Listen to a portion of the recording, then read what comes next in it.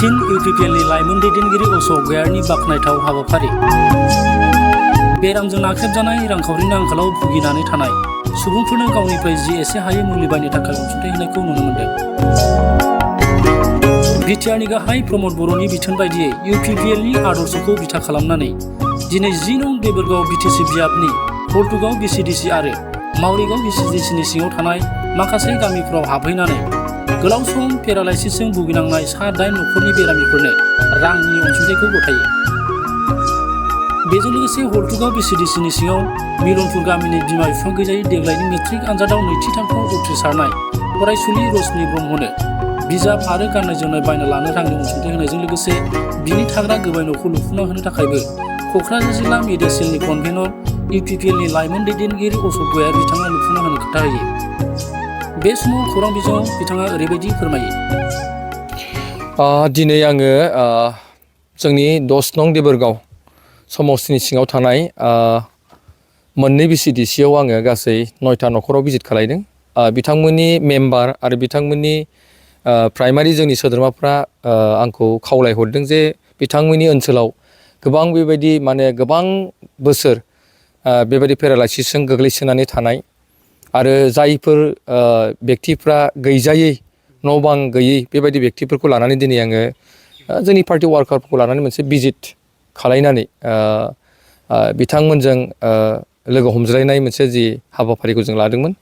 आङो सिगाङावनो मा होनदों जोंहा मावरियागाव बायसाव आङो मोनसे न'खराव जोंनिनो पार्टी वार्कारमोन। बिथाङा गोबाव सम जोंनावनो खामानि मावदोंमोन आरो बिथाङा बेबायदि रां राशिनि बिथिङाव बिथाङा नोरजिया जानानै दंमोन आरो गोबां दुखु खस्थ'जों गावनि फिसाजोनि जि ड्रेस पार्टिनि थाखाय गोबां प्रब्लेमाव गोलैना दंमोन। बेखौ जोंनि सासे वार्कारा खोन्थाहरनायाव बिथांनि न'खराव भिजिट खालायनानै एसे बिथांमोननि ड्रेसनि बेबस्थाखौ आं खालायनायनि थाखाय बिथांमोननो एसे अनसुंथाइ होदों। आरो बेजों लोगोसे जोंहा हल्टुगाव बिसिडिसिनि सिङाव गासै आङो 8टा न'खरखौ भिजिट खालायो। फ्राय बेहाय आङो मोनसे न'खरखौ जोबोद दुखु नांदों, जेराव बिथांमोननि न'खराव खुनु गारजेनानो गैया आरो बिथांमोना गारजेन गैयिनि जाउनाव बे जाहैबाय मिलनपुराव। आरो बे न'खराव सासे फरायसा गथ' दाख्लै बावैसो मेट्रिक पास जानाय सासे हिन्जावसाबो दङ।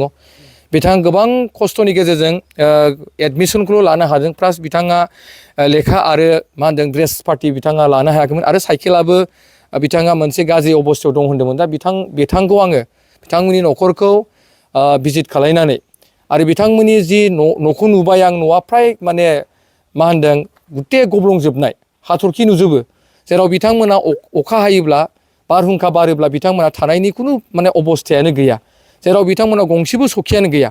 दा ओंखायनो आं बिथांमोननो खोथा होदों जे बे साननै सानथामनि गेजेरावनो जिहेथु बिथांमोनखौ आङो थिनबानसो थिं बायनानै होनानै आरो बिथांमोनखौ जाहाथे न'खौ एसे थिग खालायनानै जाहाथे बै न'खरा जेराव बिथांमोना गारजेनबो गैया, फरायसा दङ, उन्दै उन्दै गथ'फोर दं, बिथांमोना जाहाथे बे फिसा न' खालायना होनायाव जाहाथे बिथांमोना गावसिनि बेबस्थाफोरखौ लानानै बेजोंनो जाहाथे फरायनाय थासारिफोरखौ खालायनो हायो, बिनि थाखाय आं मोनसे बेबस्था खालायना होगोन।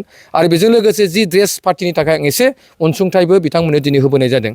आरो बेजों लोगोसे आङो गोबां बेबायदिनो औगुरि, बिनिफ्राय ब्रह्मपुर, बिनिफ्राय गेजेरमाखा, इस्ट चन्द्रपुर, बिनिफ्राय निउ हल्टुगाव, बिनिफ्राय मा होनो सनापुर, आङो बेबायदि गामिफ्राव भिजिट खालायनानै गोबां बेबायदि पेरालाइसिसजों गोग्लैनाय जायफ्रा 3 बोसोर, सोरबाया 8 बोसोर, सोरबाया बेबायदिनो 9 बोसोर, सोरबाया बिदिनो 3 बोसोर 2 बोसोर बेबायदि गोबां बिथांमोना बिसिनायावनो गोग्लैसोनानै दं।